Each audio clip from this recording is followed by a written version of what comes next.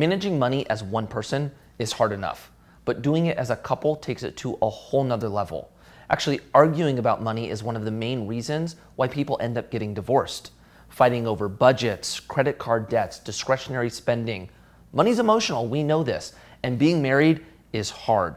So it's really important for us to get the financial side right so that we don't put even more stress on what is a lot of hard work, which is being married. Now, if you're not married yet, save this video. Come back around to it once you are. If you have married friends, send it to them. But before you do that, hit the like button, subscribe. We appreciate you. Let's get into the video.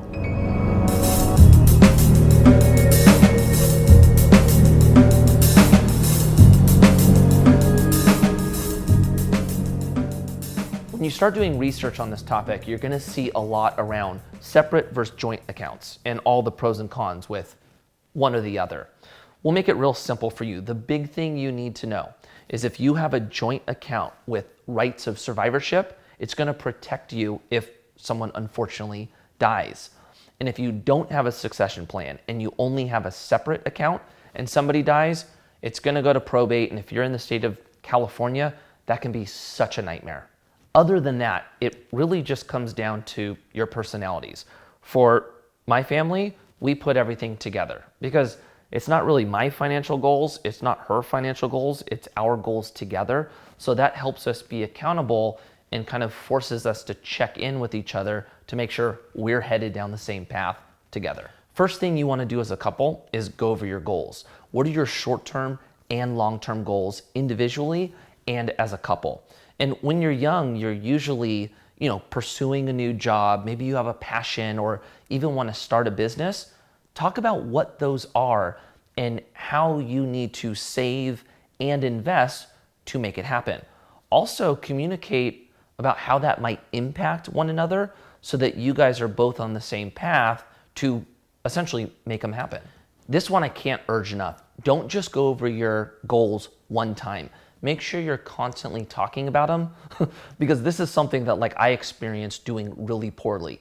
When it came to my skate career, I viewed it as my thing. This was my goals, what I was gonna do, and I wasn't including Jen in really any part of that. And what happened was she was making a huge sacrifice, and truly our family was, because all of my time, energy, and focus was going towards pursuing my ambitions. And that ended up putting a lot of strain on us as a couple. And really what happened on my end, I wasn't really appreciating the sacrifice she was making because in my eyes, it was totally separate, and that caused some challenge down the road. Something we learned from that was not just talking about the goals as a family, now including Jen in the goals of the business, which is Commune. And we sit down and go over twice a month what we're focusing on, what the big picture goals are, and making sure we're both aligned and that we're aware of any big decisions that may make an impact to both of us when doing so. Second, when you know your goals, now you need to start tracking your spending and your saving so that you're applying the action to ultimately hit those goals. So going over the percentage you're spending on needs, the percentage you're spending on wants, and the percentage you're spending on savings. And the savings is the big one because studies show couples that live paycheck to paycheck end up arguing about their finances more, which totally makes sense. What's important here is to implement the pay yourself first strategy. We have a whole video on this. We'll include the link in the comments, but quick cliff notes, automatically withdraw a percentage from every check into your savings before you pay any bills, putting your future first. The other thing that we started doing that's been really important for us, set up dates for you guys to go over your budget as a couple. For Jen and I, it's twice a month. We have it on the calendar, and that is the alarm. Okay, we need to go over the budget tonight. You may dread it. You might not want to do it. I totally get it, but it's really important to force this one so that you guys are both aware and heading down the path that's driving you forward as a couple. Third, if you're in debt, this is something that you're going to need to tackle together. Now, if somebody came into the marriage with debt, technically the debt's on their name, but in our belief, this is something that takes all of your attention, both of you guys collectively, so that you guys can get out of debt sooner. And we have the belief that you shouldn't invest until you're out of debt, because by paying off your debt, that's a guaranteed return. So I would say both of you put all of your energy towards getting out of debt so that you can get to investing sooner. If you're really struggling with getting out of debt, I'd recommend looking at Dave Ramsey or searching up his programs. He is, in my perspective, the best at getting people out of debt. He just has the results. So I would go check him out. This one's for new couples, but when you get married, you typically are both working. So you have two incomes coming in and you have less responsibilities or goals moving forward. As you start having kids, everything gets more expensive. And there's a lot of moms that end up not working once they have kids. Not all, but it's still a big percentage. So what that means is you're gonna go from having two incomes to one, and bills are gonna increase, making it harder to save.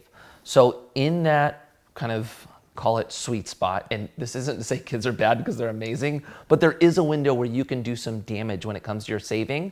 And I would say live off one income when you guys get married. Most people do the higher income, and all of the money coming in from the other person, put all of that into your savings and investing, because this is a moment for you guys to really do damage and get to those financial goals, kind of like putting it in high gear, because it does get more challenging as you get older as far as the percentage you're able to save. And last, and it's kind of back to the communication part, which is so important when it comes to, I mean, really marriage. But usually what happens is one person in the relationship is better with money and the other is not. And so sometimes you kind of just say, hey, you got this. Doesn't have to be the guy or girl, it's just sometimes that's a skill set that one has.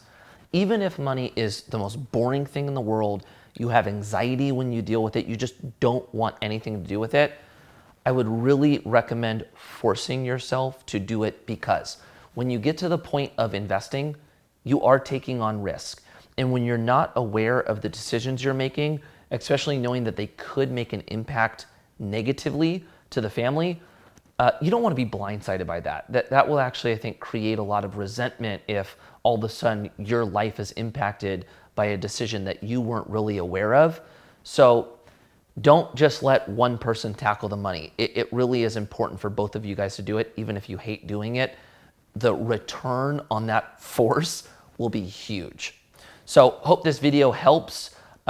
Leave a comment telling us where you're at in this stage. Are you single, newly married? Have you been doing this for a while? I'd love to hear things that are working for you guys. And I hope we were able to add some value or new techniques for you to use moving forward. Thank you guys. We'll see you on the next video.